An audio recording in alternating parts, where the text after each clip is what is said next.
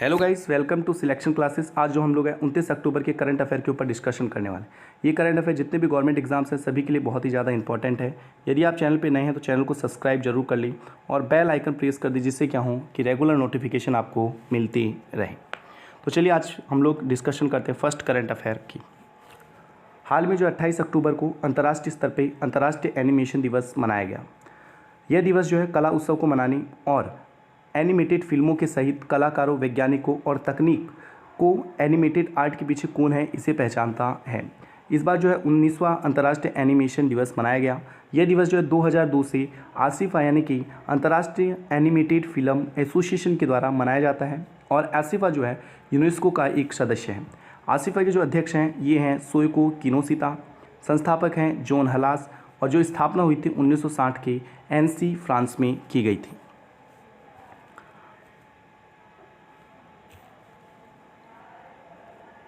हाल में जो है बोलिविया में राष्ट्रपति चुनाव पूरे हुए और उसमें जो है शानदार जीत हासिल की है लुइस एर्स ने। ठीक है, किसने? लुइस एर्स ने शानदार जीत हासिल की है। अब ये जो है G9 NH की जगह लेंगे। ठीक है, अंतरिम राष्ट्रपति G9 NH की जगह लेंगे। बोलिविया की राजधानी है ला पाज सुक्रे। बोलिविया की जो मुद्रा है वो है बोलिवियानो और जो ये किस महाद्वीप में आता है? दक्षिण अमेरिका महाद्वीप में आता है। हाल में भारत की राजधानी नई दिल्ली में स्थित हैदराबाद हाउस में तीसरे भारत अमेरिका 2+2 मंत्रिपरिषद संवाद यानी इंडिया US 2+2 मिनिस्ट्रियल डायलॉग की मेजबानी कर रहा है। कौन मेजबानी कर रहा है? भारत। ठीक है, तो याद रखना तीसरे भारत और अमेरिका 2+2 मंत्रिपरिषद जो है ये कहाँ पर आयोजित किया गया? नई दिल्ली में स्थित हैदराबाद हाउस में। केंद्रीय रक्षा मंत्री राजनाथ सिंह और विदेश मंत्री डॉक्टर AS जयशंकर, ठीक है, AS जयशंकर भारतीय प्रतिनिधित्व मंडल का नेतृत्व कर रहे थे। वहीं अमेरिका के सचिव माइक पोम्पेओ और रक्षा सचिव मार्क ओसो अमेरिका प्रतिनिधित्व मंडल का नेतृत्व कर रहे थे। तो ये काफ़ी इंपॉर्टेंट करंट अफेयर है, इसको आप नोट जरूर कर लें कि तीसरे भारत अमेरिका 2+2 मंत्रिपरिषद का बैठक कहाँ पर आयोजित की गई? तो नई दिल्ली में, और मेजबानी की थी राजनाथ सिंह जी और डॉक्टर AS जयशंकर ने। जनजातीय मामलों के मंत्री अर्जुन मुंडा ने वीडियो कॉन्फ्रेंस के माध्यम से जनजातीय मामलों के मंत्रालय और आर्ट ऑफ लिविंग के बीच सहयोग से जनजातीय कल्याण के लिए 2 उत्कृष्टता केंद्र, ठीक है, कितने? 2 उत्कृष्टता केंद्र लॉन्च किए। पहला उत्कृष्टता केंद्र महाराष्ट्र के औरंगाबाद जिले में गो आधारित कृषि तकनीकों पर आधारित टिकाऊ प्राकृतिक खेती और प्रशिक्षण के लिए पहला COE यानी कि उत्कृष्टता केंद्र खोला गया। तो पहला कहाँ खोला गया? महाराष्ट्र के औरंगाबाद जिले में। दूसरा जो है झारखंड में 3 ग्राम पंचायतों और 150 गांवों को कवर करने वाले राज्य के 5 जिलों में सुदृढ़ीकरण PRIS के क्षेत्र में लॉन्च किया गया। तो हाल में जो है किस मंत्रालय ने 2 उत्कृष्टता केंद्र लॉन्च किए हैं? तो वो हैं जनजातीय मामलों के मंत्रालय के द्वारा। पहला जो है महाराष्ट्र के औरंगाबाद में, दूसरा झारखंड में। श्री तेग बहादुर की 400वीं जयंती मनाने के लिए केंद्र ने प्रधानमंत्री नरेंद्र मोदी की अध्यक्षता में एक उच्च स्तरीय समिति का गठन किया है। ठीक है, हाल में जो है तेग बहादुर जी की कौन सी जयंती मनाई गई? 400वीं जयंती मनाई गई। केंद्रीय गृह सचिव अजय कुमार भल्ला 70 सदस्यीय उच्च स्तरीय समिति के सदस्य सचिव होंगे। ठीक है, तो याद रखना कि भाई एक जो उच्च स्तरीय समिति का गठन किया गया उसकी अध्यक्षता किसे सौंपी गई थी? नरेंद्र मोदी जी को सौंपी गई थी।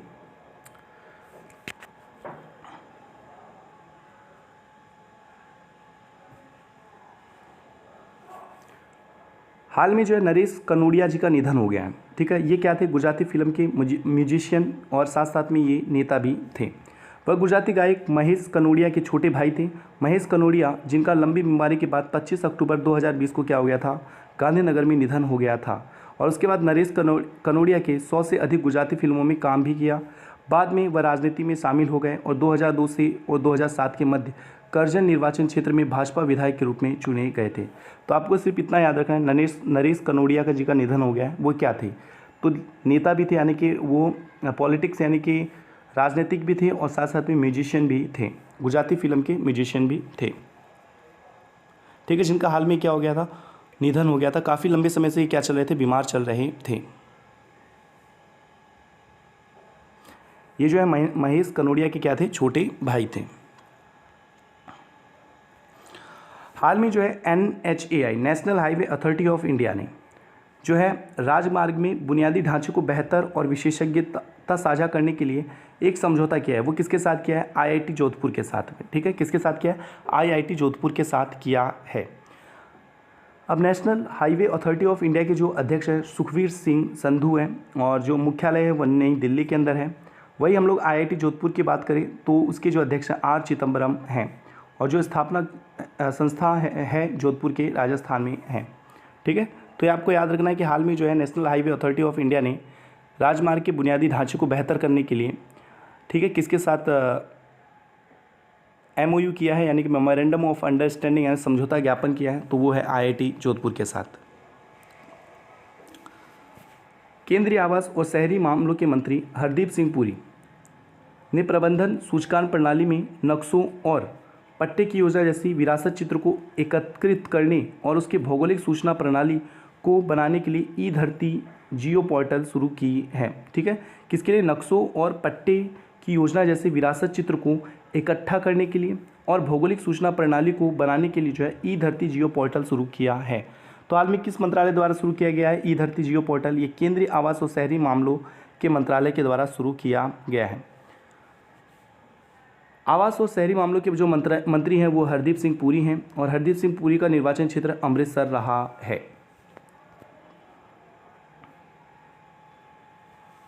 हाल में जो है श्रीलंका में किस बैंक ने अपने परिचालन को बंद कर दिया है? वो है ICICI बैंक ने। ठीक है, आपको ये बहुत ही इंपॉर्टेंट करंट अफेयर याद रखना है कि हाल में किस बैंक ने श्रीलंका में अपना परिचालन बंद कर दिया है, तो वो है ICICI बैंक। श्रीलंका के केंद्रीय बैंक के मौद्रिक बोर्ड ने ICICI बैंक द्वारा दिए गए अनुरोध पर विचार करते हुए श्रीलंका में बैंक के व्यवसाय संचालन को बंद करने और इसके लिए जारी लाइसेंस को रद्द करने की मंजूरी दे दी। तो याद रखना है कि हाल में जो है किस बैंक ने श्रीलंका में अपनी परिचालन को बंद कर दिया है, तो वो है ICICI बैंक। ICICI बैंक का जो मुख्यालय मुंबई महाराष्ट्र में है, जो CEO है संदीप बख्शी हैं और इसका जो टैग लाइन वो है हम है ना ख्याल आपका।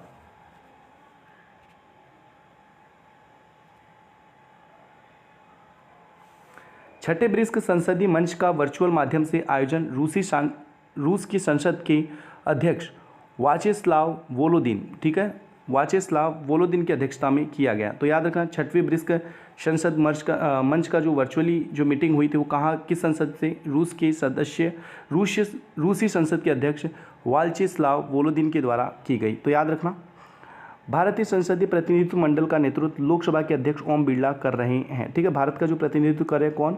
ओम बिरला जी कर रहे हैं। और इसके अलावा लोकसभा के सदस्य कनिमोई करुणानिधि भी शामिल है। ब्रिक्स में 5 देश हैं, ब्राज़ील, रूस, भारत, चीन और दक्षिण अफ्रीका। इस बार की जो थीम रही थी ब्रिक्स की, partnership is in the interest of global stability, general safety and innovative growth, parliamentary dimension.